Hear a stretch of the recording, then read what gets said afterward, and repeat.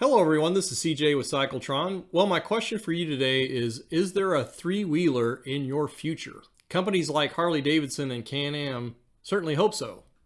The motorcycle market has two major issues right now in North America in particular. The first is that many younger riders see motorcycling as just too dangerous or too difficult to learn. The second is that many older riders are getting out of riding bikes for a variety of reasons. One reason is they find it increasingly difficult to handle the typical 800-pound plus touring motorcycle as the prevalent choice among older riders. It's no secret that many people lose leg strength as they age due to lack of exercise or just general activity. About 30 years ago, I was touring on a sport bike and I came across a husband and wife in their late 60s riding a Goldwing when I stopped at a gas station. I told them it sure looked like a lot of fun touring together on a motorcycle. They said it was, but then the husband went inside to pay for the gas, and the wife told me it was probably going to be their last trip on a motorcycle. She explained that her husband had dropped the Goldwing at slow speeds or in parking lots a number of times, and he was embarrassed to keep getting help from bystanders and getting the bike picked back up. Other reasons people may sell a bike as they age could be due to no longer having a person to ride with, either two up or in a group. Harley understands this. I just sold my Street Glide Special. It was a great bike that I really enjoyed, but my wife can no longer ride due to back issues, and I simply haven't had the time over the last 2 years to really devote to long distance touring due to business and other family commitments. Harley-Davidson just sent me a pretty interesting survey about why I was considering selling my motorcycle.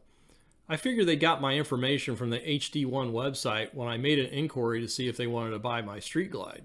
The survey was clearly designed by a psychologist or sociologist, as it asked very detailed questions that were also geared towards assessing my thinking and emotions around the idea of selling my motorcycle.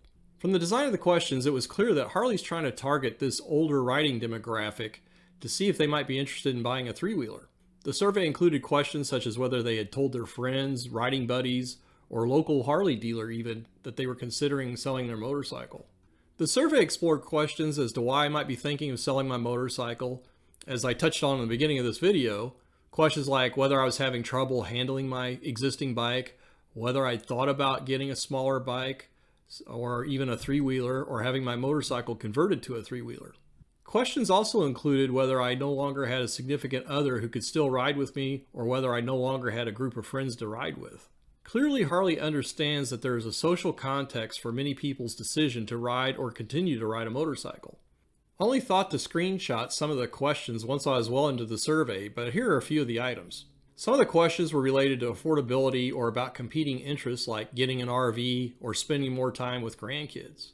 Other questions related to whether somebody had a big scare or near miss on their motorcycle. One question even related to whether or not my family or friends disapproved of me riding a motorcycle. I was really amazed by the depth of understanding from Harley about this segment of the motorcycle market, as in general to me, Harley seems rather inept in many other aspects of their marketing.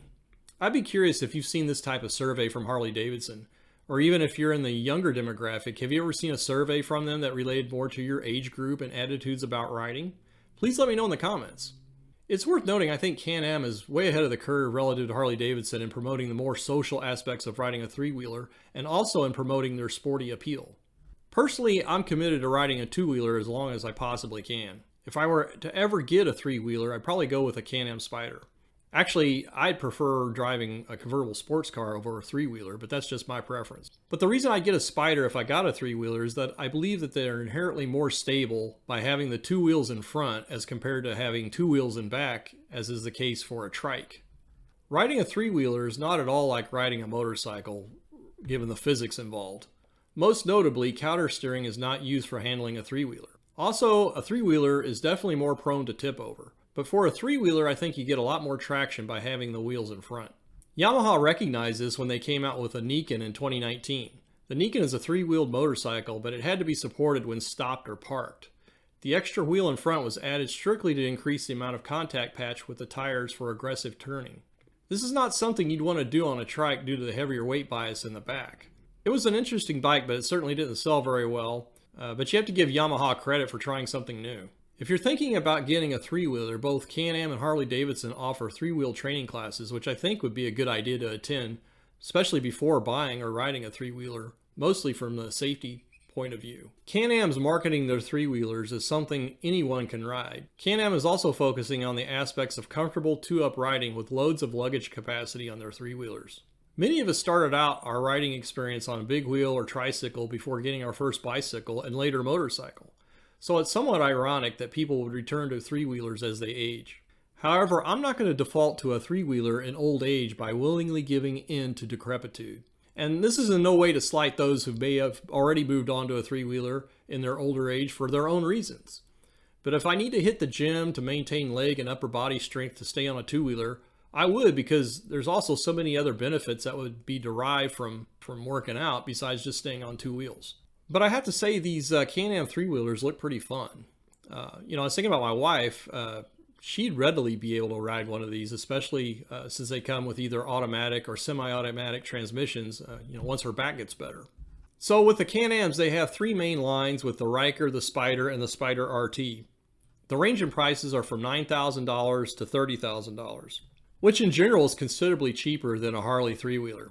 The Harley trikes range in price from $28,000 to over $50,000. Also, you could consider converting an existing Harley-Davidson touring motorcycle, but it'd cost you the price of the motorcycle plus another $10,000 to $20,000 in conversion fees. So what do y'all think? Is there a three-wheeled motorcycle in your future? Do you already have one in your garage? If you have one already, what do you like about it? And was there a big adjustment in learning how to ride one versus riding a two-wheeler?